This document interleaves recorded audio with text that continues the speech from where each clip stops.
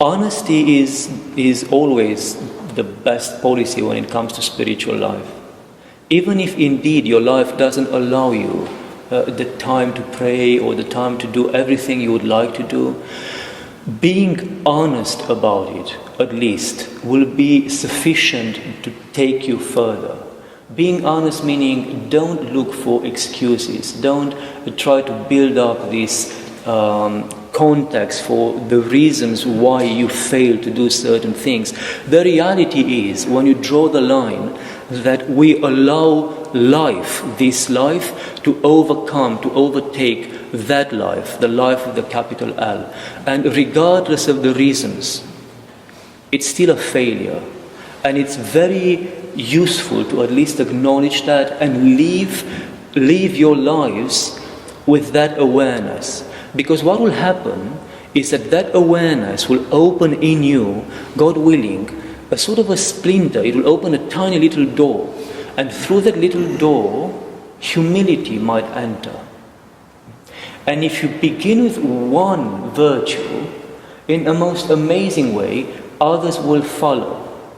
I mean, this church is dedicated to St. John of the Ladder, and that's his entire approach to spiritual life. Begin somewhere, begin with something, but be very serious about that particular virtue, because that one virtue will feed the next one, and then the next one. Virtues are not like individual, beads. They are like a prayer rope. Once you start it, if you start it, you will get to all of them eventually. And to begin with honesty, to begin with allowing humility to take over you, is perhaps the best place to begin. Humility is not something you put on, when you meet people. That's not the sort of thing I'm talking about. It's not me bowing lower than the person in front of me. It's not me looking down or, speaking in a whisper rather than speaking out loud. It's the sort of thing that you feel when you are entirely alone and it's just between you and God. And it can be quite a beast if you allow it to be. It can crush you to pieces.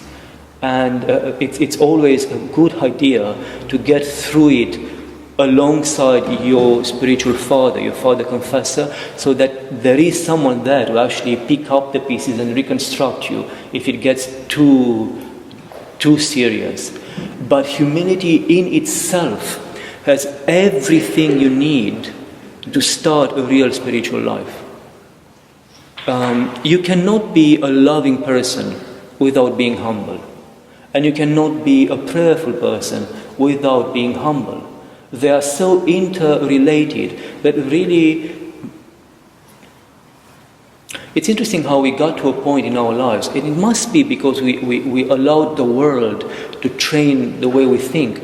We got to a point where virtues are almost like individual objects in a room, and we have this idea that we decide what furniture we need or what furniture we choose for our own particular room. Someone will say, I want to be a humble person and I want to be prayerful, but I don't quite care about generosity, love, patience, forgiveness, not judgment, and all of those. It doesn't work like that. If forgiveness, the ability to forgive, is to be a virtue in Christ, if prayer is to be a virtue in Christ, and not something man-made, not something we make with our own devices, all of these virtues have to feed each other. They will create a network. It will be impossible for someone who's really prayerful. It is impossible for him or her not to be a loving and a humble person. And similarly, someone who's a loving or a humble person, it's impossible for them not to be prayerful. But somehow we've tricked our minds to believe that we can pick and choose our virtues, and that's not the case. So just start somewhere, and I think if you start with honesty, just being very honest about where you are, that will lead you where you need to get, because it will feed the next virtues and the next virtues. I think St. John of the Ladder speaks about, virtues being mothers of other virtues, or them being sisters, or the daughters of other virtues. And this is the idea behind that way of of referring to a spiritual life.